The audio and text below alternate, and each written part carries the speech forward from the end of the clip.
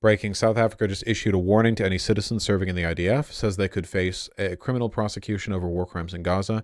Naturalized citizens could lose South African nationality. It comes 1 month after South Africa severed diplomatic relations with Israel. God damn.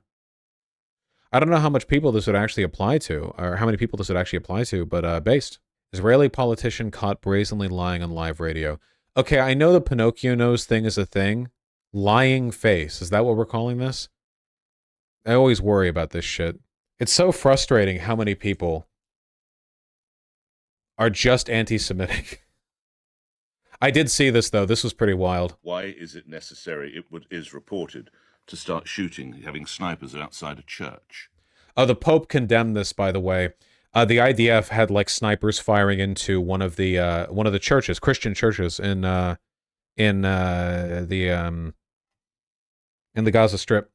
The woke Pope, the woke. I saw the reports this morning. The church, there are no churches in Gaza, so I'm not quite sure where the report is talking about. There's a Catholic church in there, isn't there? That is. Yeah, unfortunately, there are no Christians because they were driven out by. Well, respectfully, there are Christians because I spoke to an MP yesterday who has family members in the church who are Christians. So she's just lying. She's like a mayor, isn't she? They don't even say who the fucking politician is here. Wasn't she a mayor? Deputy mayor. I don't know of Bethlehem? Who was attacked. I didn't see the report. I didn't see the report. Just said, I didn't see the report. You're on the radio answering questions for... Okay, this is some other guy. Yeah, there was a lot of blowback to this. Just like very flagrantly lying on in a media interview. What was the link that somebody had a second ago? Oh, I think it was this one.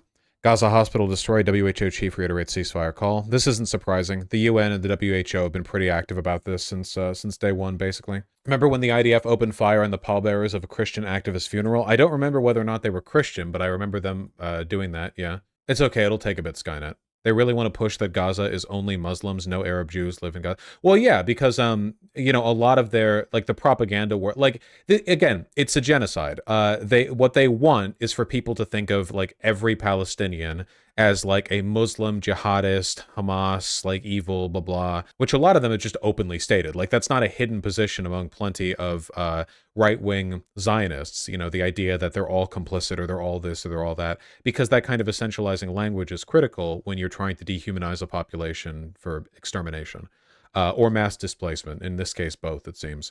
So, you know, it's just wild for them to do it in that direct of a manner, you know, just like, oh no, there are no Christians, there is no church, when this is like the most easily Googleable thing imaginable. Oh, this is the Pope statement. Pope has a little like this is like the screen that you have at a salad bar that keeps you from sneezing on it. Pope Francis on Sunday again suggested Israel was using terrorism tactics in Gaza, deploring the reported killing by the Israeli military of 2 Christian women who had taken refuge in the church complex. Yeah. Just literally like sniper firing through the window to kill like women, you know, just a lot of the, now that the IDF has moved in on Gaza, we're just going to get more and more and more evidence, you know, the indiscriminate bombing bit gives them some plausible deniability, but when you get reports of them literally just like knowingly gunning down civilians, it gets a lot harder for them to play defense. Snipers are so evil against civilians. Well, snipers are psychopaths, is the thing. What was the one? Zero Dark 30, that guy, the sniper who lied about his record in Iraq and tried to be like a right-wing, like, you know, like demagogue. Chris Kyle, yeah, the guy who got murked by a vet at a shooting range, which is a better death than he deserved. Yeah, snipers are insane. Wait, he died like that? You got it backwards, he did a murder-suicide? Wait, am I thinking of a different guy? Didn't the guy that he brought, he got shot? Yeah. Kyle and his friend Chad Littlefield, 35, shot and killed by Eddie Ray Ruff at the shooting range. Yeah. Why though? There's studies showing that a lot of snipers are actually psychopaths. Oh, I could have told you that. Why the guy murdered them, I mean? He was a vet. He had PTSD. He had like a wacky, crazy moment or something.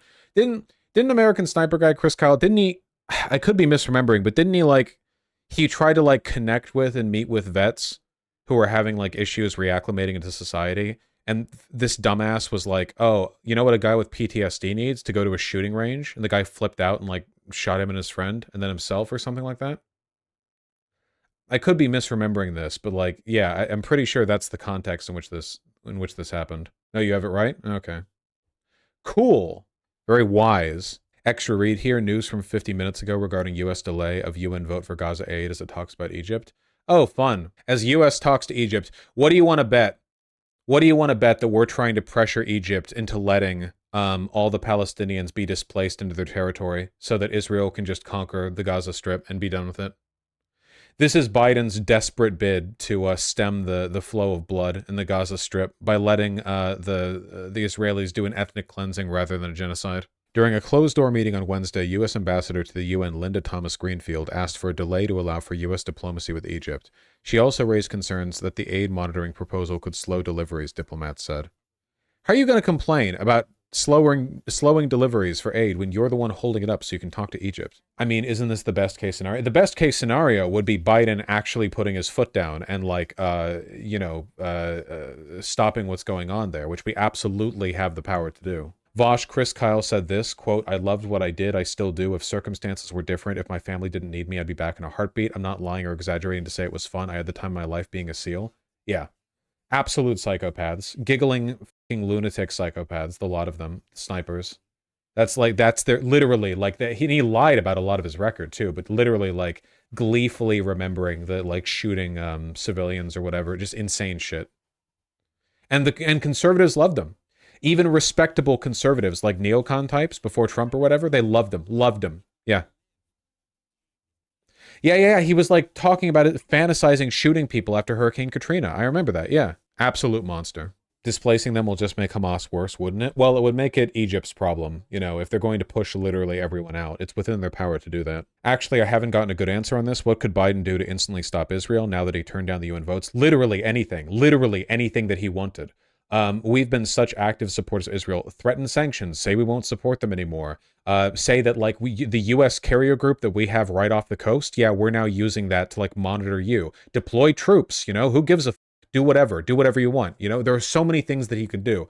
There are more extreme things that he could do, obviously, that are less like politically viable. But the goal would be to ramp up the pressure. Like do backroom deal shit. Talk to people who are in the Knesset who are not complete giggling psychopaths and try to like work out deals against Netanyahu, anything. The problem is we don't really know the extent of what he's capable of because he hasn't done anything. The only thing that he's done is publicly support everything that Netanyahu does and privately like hem and haw over, hey, maybe you shouldn't invade. Hey, maybe you shouldn't go to the south. Hey, maybe. So we don't really have a full appreciation of what he's capable of. But what he's doing right now is bad both for Palestinians and for his own party. Like Joe Biden's support is plummeting right now. It's plummeting.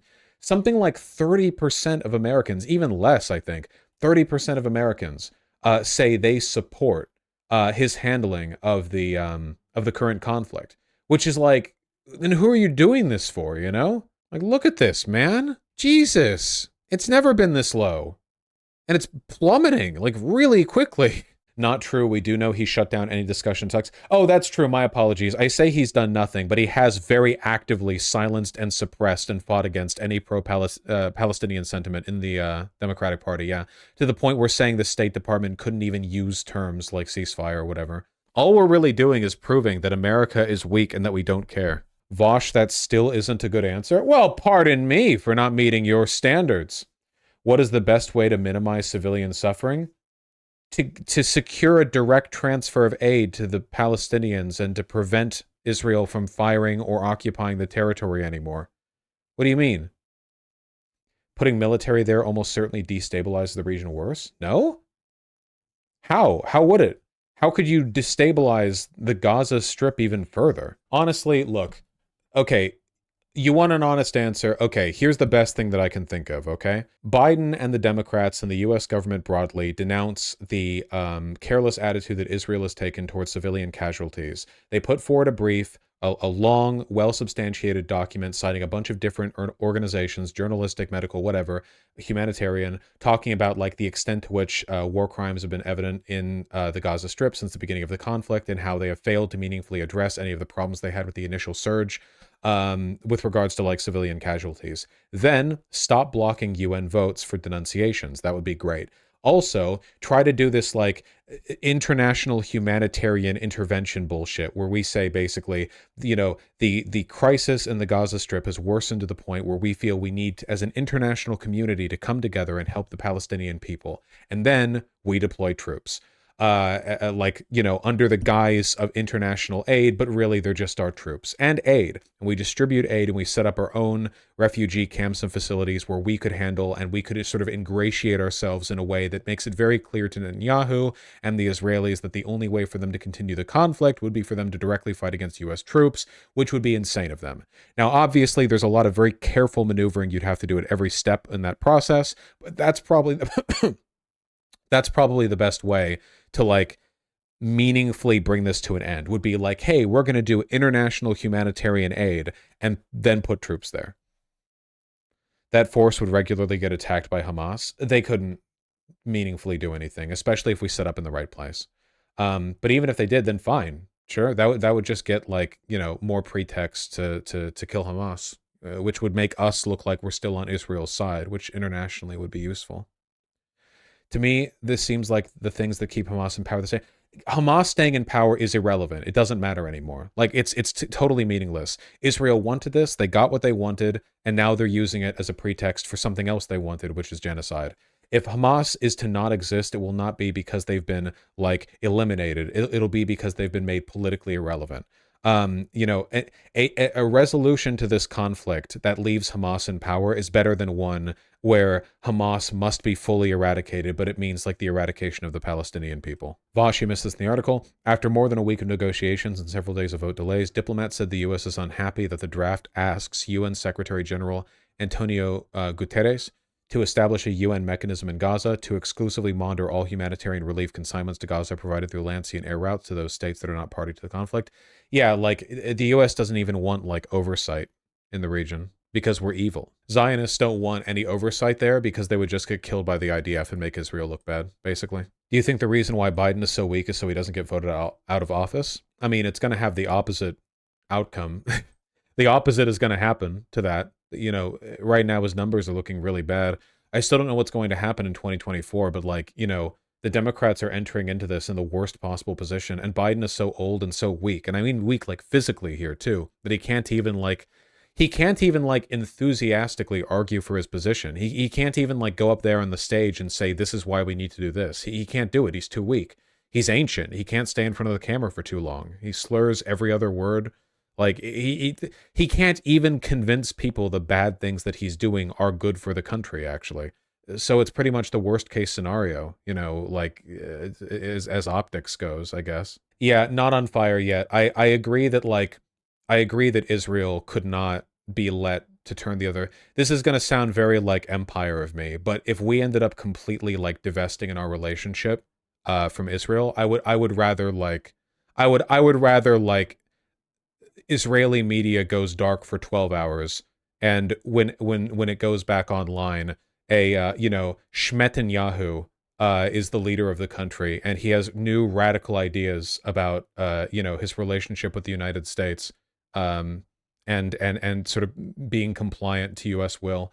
Like, it's pretty clear that Israel is actually more dangerous as a rogue state in the Middle East than they are as a US puppet. Maybe their mistake was we didn't make them enough of a puppet. Like, at least if they were a puppet, they wouldn't be doing the shit they're doing right now. You know, because the current shit's worsening everything for the US. This is bad. It's bad for us. It's not like they have a meaningful democracy anyway.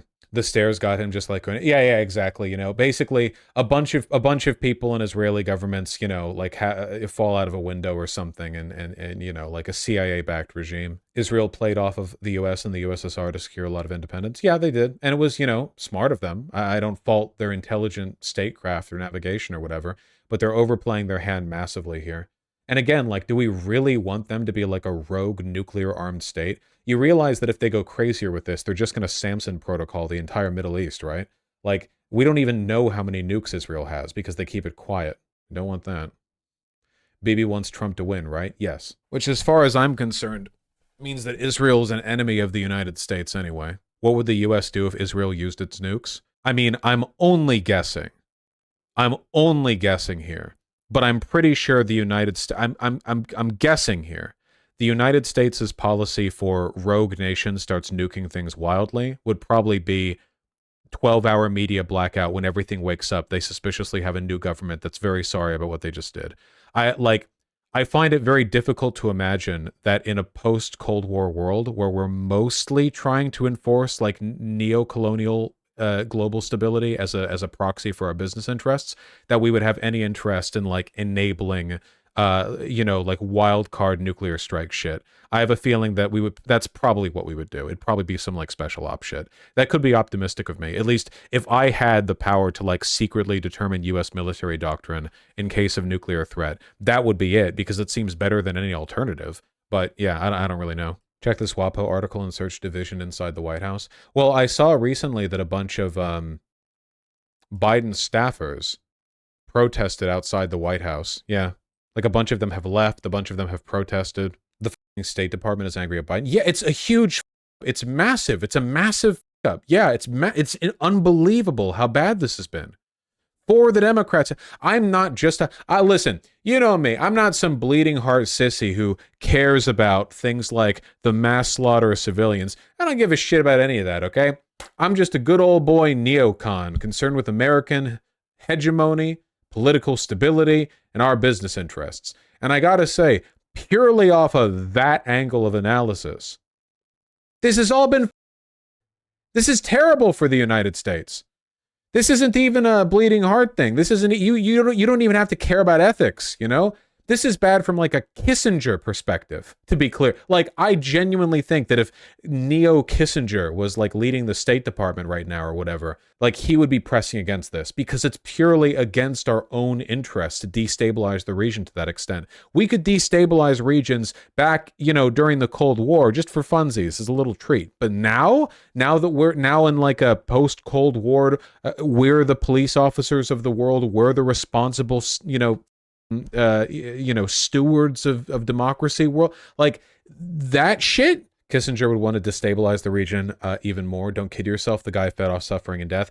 Nah, Kissinger absolutely fed off suffering and death, but he did what he did because he had an incredibly chauvinistic attitude towards American global hegemon. But our current strategy for global hegemony is different from what it used to be. This isn't a Kissinger would be nicer kind of deal. This is a Kissinger would understand this is like massively against U.S. interest deal. Of course, he did stuff that was against U.S. interest, but I think that's mostly because he was a fucking idiot. It wasn't death for death's sake. It was death as like the fun bonus, but it always had to be in a certain context. Still monstrously evil. How is this geopolitically against the U.S. interest?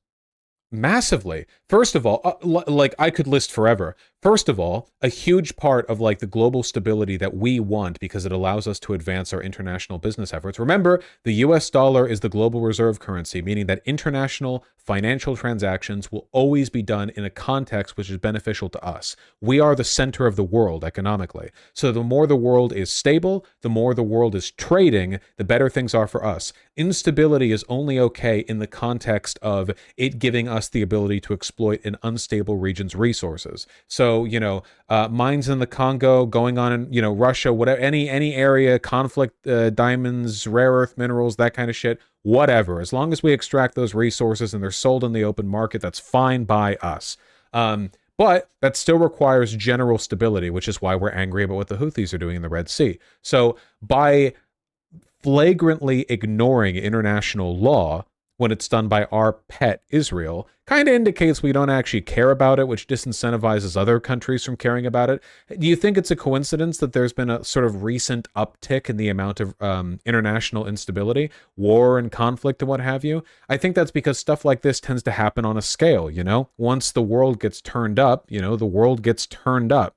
And it makes it sort of more conceivable for tin pot dictators all around the world to do this shit.